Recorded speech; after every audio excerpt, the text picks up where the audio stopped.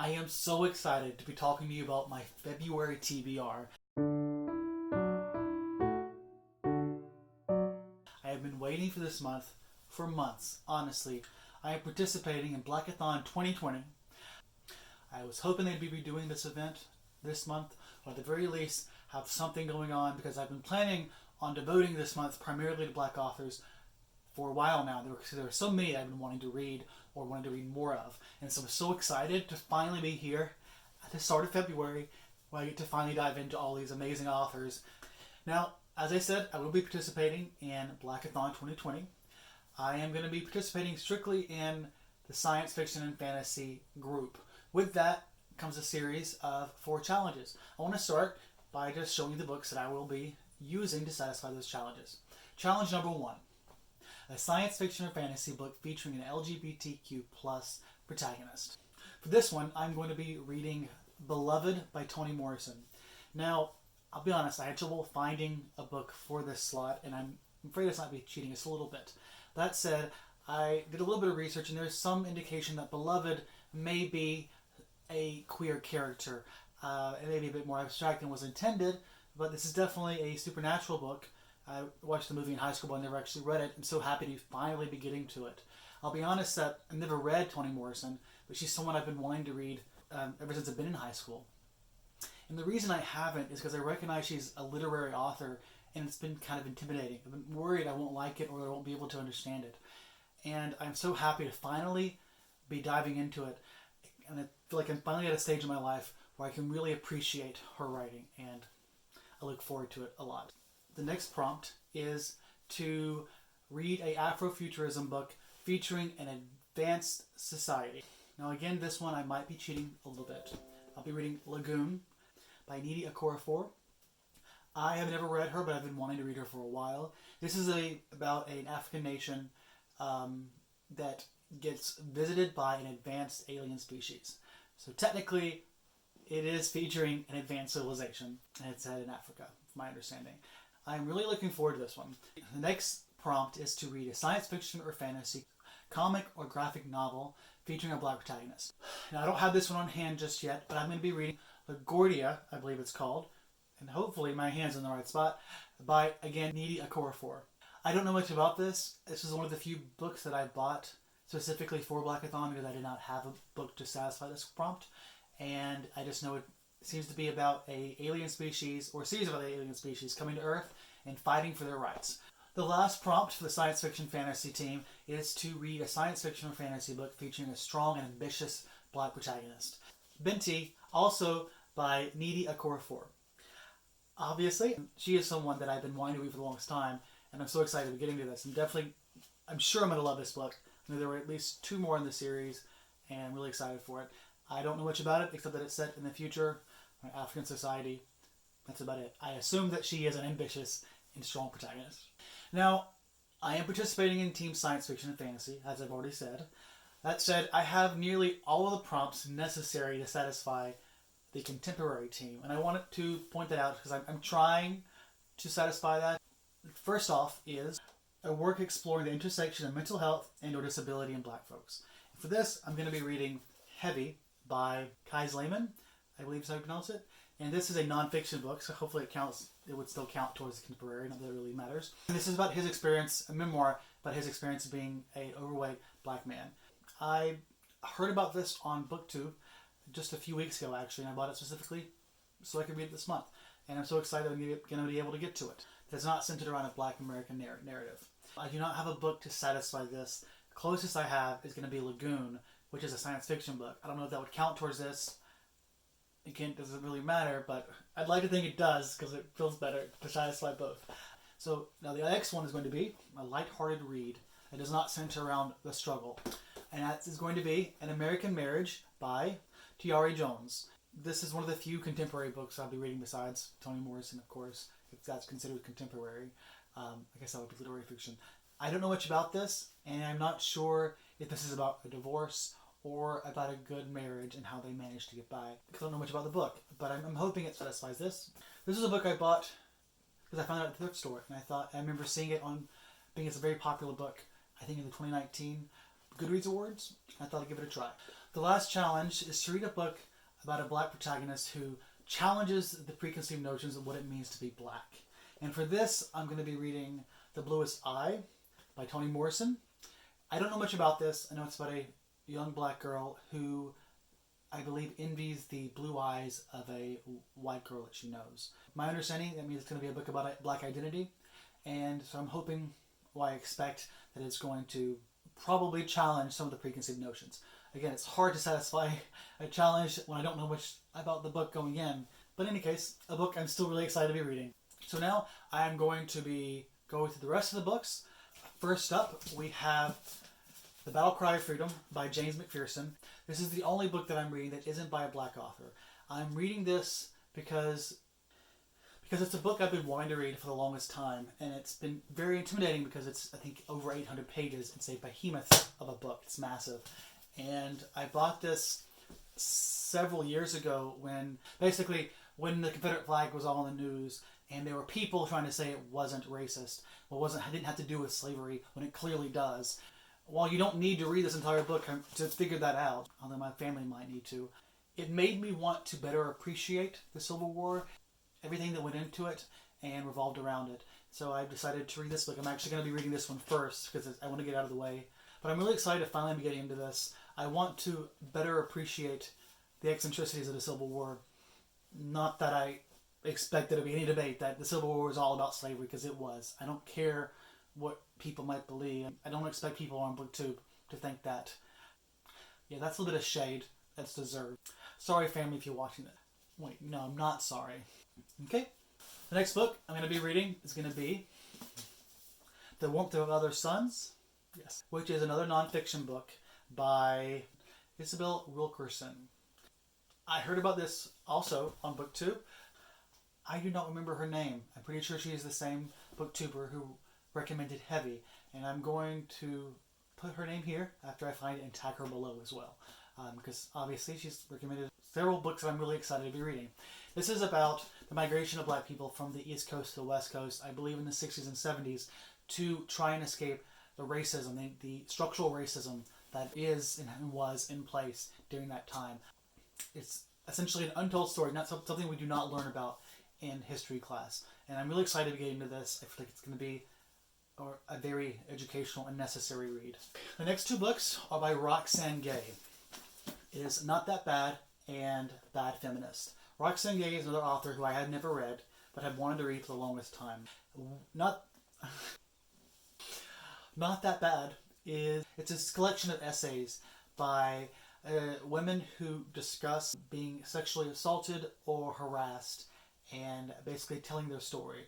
Not That Bad, obviously, is referring to the fact that all too often women are not heard or dismissed as overreacting, and it is a book that I've really been looking forward to reading. I think it's going to be a very hard book to read, and I think those are the best kind. Bad Feminist is Roxane Gay's discussion of what it's like to try and be a feminist, how she messes up, and what she strives to do as a feminist. As a feminist myself, I would like to see one of the biggest names in feminism today, what her perspective is on what it's like to be a feminist. The types of things that she thinks about, so that I can think about that too, and have a better insight into how to live my life. The next book is going to be Parable of the Talents by Octavia Butler. Octavia Butler is the writer of my favorite book of all time, Kindred, which I absolutely adore, and I have read Parable of the Sower, years ago, and honestly I don't remember much about it. I remember that God has changed, and it's about a dystopian novel. I should probably read it, but for the sake of time and the desire to read other books this month, I'm going to be reading this one instead, and maybe do a quick Wikipedia review. Eventually I would like to read them both, but for now I'm just going to move on to book 2. Editing Josh here. I've been thinking about what I said, and I've decided to read Parable of the Sower instead of Parable of the Talents, because I really do like Octavia Butler, and I want to enjoy this series when it's all said and done. And the fact that I don't really remember the first one says that it didn't really stick the first time, which is why I want to give it another shot and just come to Parable of the Talents later this year at some time. And that way, I think I'm more likely to really appreciate the series as a whole. When I made this video, when I made these plans, I was thinking about my long-term goals, which of course is ambitious. And while I'm editing this, I'm thinking about what I'm really looking to get out of this, and that's a love of the book and a love of the series, and a continued love for Octavia Butler, which is why I've decided not to read Parable of the Talents just yet, and instead this month to reread Parable of the Sower by Octavia Butler. What I will say is that Octavia Butler is one of my favorite authors. She's an amazing science fiction writer. It's very sad to see her pass so young. The next book I'm going to be reading is Japlin's Ghost by Tananarive. And Dew is someone that I found out or discovered last year for the first time, and I absolutely fell in love with her writing. She is a horror writer, and she may also write some science fiction, I'm not sure. But I read The Good House, which had some serious Shining vibes, which I was all for. You can read that review on my blog if you check it out, j-h.com. But this book, I don't know much about. I know it's about a woman named Joplin, I believe, who goes to a lake and she comes across some jazz ghost. I'm not sure how much of this is just a love story or a ghost story versus an actual horror story. I'm hoping there's some horror elements because she's really good at that. In any case, I'm looking forward to it. The next book I'm going to be reading is Men We Reaped by Jasmine Ward. This is another nonfiction book. It's about her telling the story of a series of men, black men, who have suffered under the systemic racism that exists in society for simply the fact of being black or being at the wrong place at the wrong time. I remember when I read the synopsis being very moved. I cannot wait to read the book. I'm really excited for this. This is another one that was suggested by this booktuber. Highly recommend her. Fantastic. The next book I'm going to be reading, The 100,000 Kingdoms by N.K. Jemisin. I read the 5th season a few years ago, and I didn't love it. I think part of it is that it was very heavy sci-fi, and I had trouble getting into the world, and I think I didn't appreciate that going in, so I sort of stayed lost about all of it. It's a book that I want to return to. Obviously, Jemisin is one of the best-known science fiction and fantasy writers alive today, and so I wanted to check out another series by her and hopefully appreciate it more. And hopefully when I get back to the 5th season, I'll like that too. But I'm finally going to be getting to another book by her. I'm really looking forward to it. I don't know much about it, other than the fact that it's a science fiction book. Sorry. Other than the fact that it's a fantasy book, and apparently I don't even know that. The next book I'm going to be reading is going to be The Ballad of Black Tom by Victor Laval. This is a novella about a black man who lives in New York, and he seems to be involved in some type of supernatural entity. The concept of race is a big part of the story. I'm really looking forward to this because I know it's going to be horror. I haven't read horror in a while. And even if Joplin's Ghost doesn't do it for me, I feel like this one will. It's going to be some dark, supernatural horror, which I am ready to get back into after a couple months off, after Halloween. Now, if you know me, you probably know that I do most of my reading by audiobook. I may not get to all of them. The goal is to do it, and I've mapped it out in a way that I should be able to do that. That said, there are also books that I'm going to be trying to read physically throughout the month as well. All the books that I was just talking about, save LaGuardia, are going to be consumed via audio. But now I have a few more books here that I plan on reading physically. The first one I want to mention is March by John Lewis and others. This is the first in a series of comic books where Congressman John Lewis, who discusses his part in the fight for civil rights. I bought this whenever it originally came out because I'm a Georgian, and so I wanted to hear my congressman's story. The next book I'm going to be reading physically is going to be Maya Angelou's Singing and Swinging and Dancing for Christmas. So close. Singing and Swinging and Getting Merry Like Christmas. This is the third book in her series of memoirs.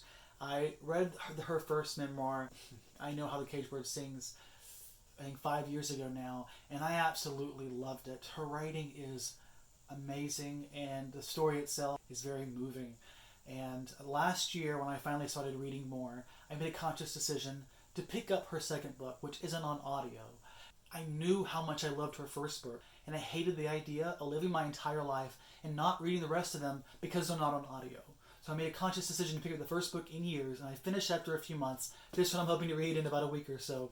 I have a goal of mine to read all of her memoirs, and so now I'm happy to be moving on to the third one. The next one I'll be reading is going to be Let's Play White by Chesia Burke. Hopefully I got that name right. And this is a series of short stories. I believe some of them have to do with race. I'm not sure if they all do. From my understanding, it does lean horror, which is I was originally intrigued. I think I mentioned that I read Tananarive for the first time last year. That was when I was actively seeking out more black horror authors because I realized I just didn't hear about them and I wanted to read more of them. And this was one that I heard about. I still don't hear any people talking about this, even on Goodreads. That said, I'm really looking forward to it. I think it's going to be disturbing and creepy and moving, and I am so hyped for this one. The one that I'm the most excited for. Now, this last book I may not have time for. That's okay. But I just finished watching Harriet a couple days ago, the 2019 film about Harriet Tubman and her story. The film itself I didn't love, but of course her story is very moving, and it inspired me to seek out autobiographies about her life, to learn more about her. I remember one of the first books I read as a child, in school actually, a children's fictional retelling of her story. I don't remember the name or the author. I just remember reading that and that having a profound effect on me. And so I'm very happy to be reading Harriet Tubman, The Life and the Life Stories by Jean M. Hummes. Hopefully I'm saying that name right. This is not the most popular autobiography on Goodreads, but when I tried to look up which ones were the most reliable, this was one that seemed to be a good recommendation if I wanted to get some excerpts from her life. There's another one that I'm hoping to read that I'm not going to mention. If I manage to somehow get through all of these audiobooks, I'll listen to that one as well, and I'll, of course, call it out at the end of the month. This is one that I'm really hoping to read. It's just over 400 pages. There's a lot of stuff in the appendix, so it's just under 400 pages if you don't count that. I really hope I get to this. If I don't, I'm going to make a point to read it in the coming months very soon. This is paperback. I wanted hardback, but honestly, this is very high quality. Paper is laminated. It feels really sturdy, really nice, and I'm really excited for this. Whew. Thank you so much for watching. I really cannot say how much I've been looking forward to this month. So many of these books I've been wanting to read for the longest time, and I am so excited to finally be reading them. I cannot wait to talk about these books at the end of the month. Thank you so much for watching Josh's Bookish Voyage. Editing this is going to be a